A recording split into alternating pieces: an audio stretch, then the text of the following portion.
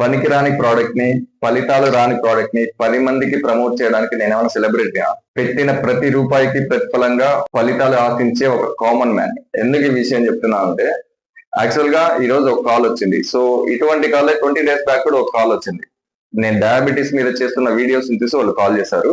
20 days back call చేసిన ఆయన అయితే ఈ షుగర్ కి సంబంధించి 24 రకాల మూలికలతో ఒక సిరప్ తయారు చేస్తారంట, ఒక మందు తయారు చేస్తారంట. సో అది ఎక్కడో హిమాచల్ ప్రదేశ్ నుంచి కొన్ని, కేరళ నుంచి కొన్ని, అండ్ మన లోకల్లో కొన్ని.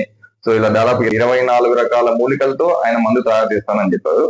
సో అది ఎంఆర్పి వచ్చేసి 1499, అంటే 1499 రూపాయలు.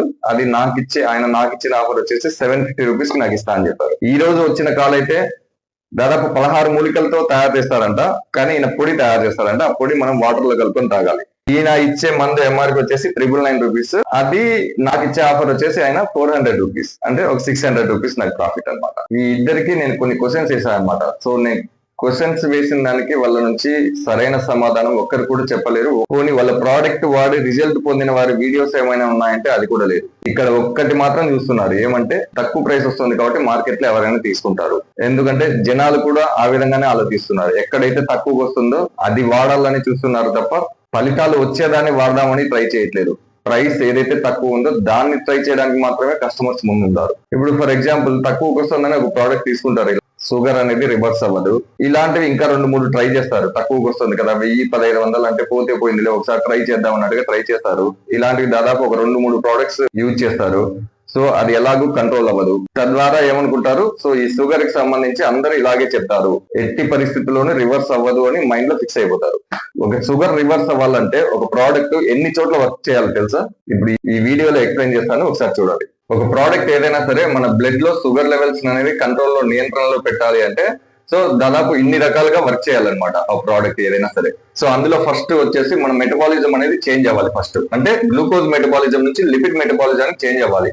అంటే మనం తీసుకునే ఆహారం గ్లూకోజ్ గా మారుతుంది కదా, అక్కడి నుంచి మనకు మన బాడీలో ఉన్న కొలెస్ట్రాల్ గ్లూకోజ్ గా మార్చే విధంగా మెటబాలిజం అనేది చేంజ్ అవ్వాలి. దాని ద్వారా ఏమవుతుందంటే మన బాడీలో ఉన్న టోటల్ కొలెస్ట్రాల్ అనేది తగ్గిపోతుంది. ముఖ్యంగా బ్లడ్ లో ఉన్న ట్రైగ్లిజరైడ్స్ తగ్గాలి అనమాట.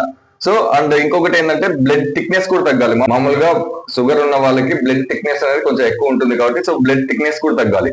సో కొలెస్ట్రాల్ బ్లడ్ లో ఉన్న ట్రైగ్లిజరైడ్స్ తగ్గి బ్లడ్ థిక్నెస్ తగ్గిందంటే బ్లడ్ ఫ్లో పెరుగుతుంది. కానీ బ్లడ్ ఫ్లో పెరగాలంటే బ్లడ్ విజల్స్ మంచిగా ఉండాలి. ఆల్రెడీ డయాబెటీస్ ఉన్న వాళ్ళకి ఏమవుతుందంటే బ్లడ్ విజల్స్ డ్యామేజ్ అయితే తద్వారా బ్లడ్ విజల్స్ లో ఉన్న నైట్రిక్ ఆక్సైడ్ అనేది చాలా తక్కువ ఉంటుంది. సో దాని వల్ల అనమాట బీపీ అనేది కూడా స్టార్ట్ అవుతుంది డయాబెటీస్ ఉన్న వాళ్ళకి. సో ఆ బ్లడ్ వెజల్స్ మంచిగా ఉండాలి అంటే, తగినంత వెడల్పుగా ఉండాలంటే ఆ బ్లడ్ వెజల్స్ లో నైట్రిక్ ఆక్సైడ్ అనేది కంపల్సరీ ఉండాలి. సో ఈ నైట్రిక్ ఆక్సైడ్ కూడా డెవలప్ అవ్వాలన్నమాట బ్లడ్ వెజల్స్ లో. సో తద్వారా ఏంటంటే ప్రతి బాడీ పార్ట్ లో ఉన్న ప్రతి కణానికి బ్లడ్ అనేది సప్లై అవుతుంది కాబట్టి సో తద్వారా స్లీప్ అనేది నిద్ర కూడా మంచిగా ఉంటుంది అనమాట. ఇది ఒక పార్ట్ అయితే, ఇప్పుడు సెకండ్ పార్ట్ వచ్చేసి సెల్స్, అంటే మన శరీర కణాలు అనమాట. ఈ శరీర కణాలు ఆల్రెడీ సో ఇన్సులిన్ రెసిస్టెన్స్ అనేది ఉంటుంది కాబట్టి ఈ ఇన్సులిన్ రెసిస్టెన్స్ నుంచి ఇన్సులిన్ సెన్సిటివిటీకి పెంచాలన్నమాట. సో అలా పెంచాలంటే ఏం చేయాలంటే ఫస్ట్ టాక్సిన్స్ అనేది, మన బాడీలో ఉన్న టాక్సిన్స్ అనేది రిమూవ్ అవ్వాలి. సో మన బాడీలో ఆక్సిడేటివ్ స్ట్రెస్ వల్ల ఫ్రీ రాడికల్స్ ఫామ్ ఉంటాయి. అంటే ఈ ఫ్రీ రాడికల్స్ అంటే మన బాడీలో రౌడీ లాంటివి అనమాట. సో ఈ ఫ్రీ రాడికల్స్ ని న్యూట్రలైజ్ చేసే విధంగా ఉండాలి. అండ్ సెల్ లో ఉన్న మైటోకాండ్రియా అంటే ఇది ఒక చిన్న పవర్ హౌసెస్ అనమాట. అంటే మన ఆక్సిజన్ ని గ్లూకోజ్ ని తీసుకొని శక్తిగా కన్వర్ట్ చేసేది ఇక్కడే అనమాట, మైటోకాండ్రియాసే. ప్రతి కణంలో 100 నుంచి దాదాపు ఒక్కొక్క కణంలో ఒక్కొక్క రాళ్ళు ఉంటాయి. కొన్ని కణాల్లో 100 ఉంటాయి, కొన్ని కణాల్లో 500 ఉంటాయి, కొన్ని కణాల్లో 1200 ఉంటాయి. ఈ విధంగా మైటోకాండ్రియాస్ ఉంటాయి. సో ఆ మైటోకాండ్రియా పర్ఫార్మెన్స్ అంటే పనితీరుని కూడా పెంచే విధంగా ఉండాలి ఆ ప్రోడక్ట్. సో అందుకోసం వర్కౌట్ చేయమని చెప్తూ ఉంటారు. సో ఇంకొకటి వచ్చేసి ప్యాంక్రియాజ్. ప్యాంక్రియాజ్ లో బీటా సెల్స్ ఉంటాయి. ఈ బీటా సెల్స్ ఇన్సులిన్ ఉత్పత్తి చేస్తుంది కాబట్టి దీని పనితీరుని కూడా పెంచే విధంగా ఉండాలన్నమాట. సో మనం తీసుకున్న ఏదైనా ఒక ప్రోడక్ట్ ఇన్ని విధాలుగా పనిచేస్తేనే మన బ్లడ్ లో షుగర్స్ అనేది కంట్రోల్లో ఉన్నట్టు. సో నేను చెప్పే సజెషన్ ఏంటంటే, ఇప్పుడు నేను ఓల్టెన్ VR4 ప్రోడక్ట్ అనేది సో ఆల్రెడీ ఇది సైంటిఫికల్ గా ప్రూవెన్ అనమాట. సో దీంట్లో చాలా వరకు రీసెర్చ్ పేపర్స్ కూడా ఉన్నాయి. ఓల్టెన్ అంటే ఈ బ్లాక్ జింజర్ తో తయారు చేస్తారు కాబట్టి ఈ బ్లాక్ జింజర్ కి సంబంధించి చాలా వరకు రీసెర్చ్ పేపర్స్ ఉన్నాయి. ఇప్పుడు కొలెస్ట్రాల్ తగ్గుతుందని రీసెర్చ్ పేపర్స్ ఉన్నాయి, క్లినికల్ ట్రయల్స్ కూడా ఉన్నాయి. హ్యూమన్స్ పైన అంటే మనుషుల పైన చేసిన క్లినికల్ ట్రయల్స్ కూడా ఉన్నాయి అనమాట. అంటే బ్లడ్ ఫ్లో పెరుగుతుంది, బ్లడ్ థిక్నెస్ తగ్గుతుందని కానీ, నైట్రిక్ ఆక్సైడ్ డెవలప్ అవ్వడానికి సహకరిస్తుందని ఒక రీసెర్చ్ పేపర్ ఉంది. అండ్ ఇన్సులిన్ సెన్సిటివిటీని పెంచుతుందని ఒక రీసెర్చ్ పేపర్ ఉంది.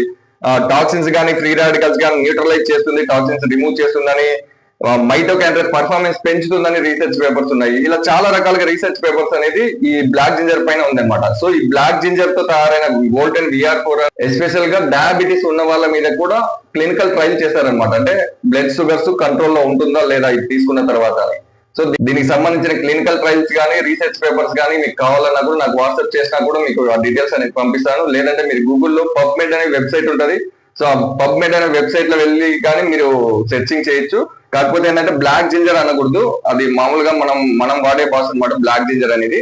సో డాక్టర్లు సైంటిస్టులు వాడే భాష ఏంటంటే కెంపీరియా పర్విఫ్లోరా అంటారు. సో కెంపీరియా పర్విఫ్లోరా అని మీరు పబ్మెడ్ లో సెర్చ్ చేస్తారంటే దానికి సంబంధించిన రీసెర్చ్ పేపర్స్ అని మీకు ఆన్లైన్ లోనే వస్తాయి అనమాట. ఒకవేళ మీకు కావాలన్నా కూడా నేను PDF సెండ్ చేయమన్నా కూడా సెండ్ చేస్తాను. సో ఒక ప్రోడక్ట్ ని చూస్ చేసుకున్నప్పుడు ఆ ప్రోడక్ట్ సైంటిఫికల్ గా ప్రూవ్ అయిందా లేదా అనేది మాత్రం కంపల్సరీ చూడండి. అంతేకాకుండా అందులో వాడిన ఇంగ్రీడియంట్స్ ఏవైతే ఉన్నాయో అవి మనకి తెలిసినవి ఉంటే ఇంకా బెటర్ ఆప్షన్ అనమాట. ఇప్పుడు నేను చెప్పేది అయితే బ్లాక్ జింజర్ లో ఈ వోల్టెన్ VR4 లో బ్లాక్ జింజర్ తప్ప వేరే ఇంగ్రీడియంట్స్ ఏది యూజ్ చేసిండరు.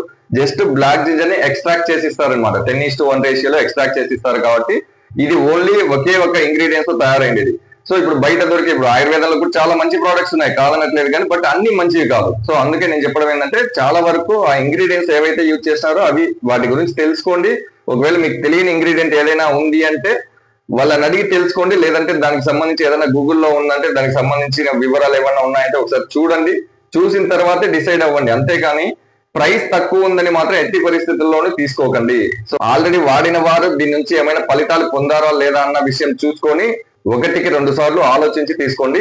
ఎందుకంటే రాబోయే తరాలకు ఈ షుగర్, BP, కొలెస్ట్రాల్ అనే లైఫ్ స్టైల్ డిజార్డర్స్ చాలా ప్రమాదకరంగా ఉంటాయి కాబట్టి సో రాబోయే తరాలకు ఇది ఒక సొల్యూషన్ లాగా ఇవ్వాలి. నాకు తెలిసి అయితే ఇది మంచి సొల్యూషన్ వోల్టెన్ VR4 అనేది.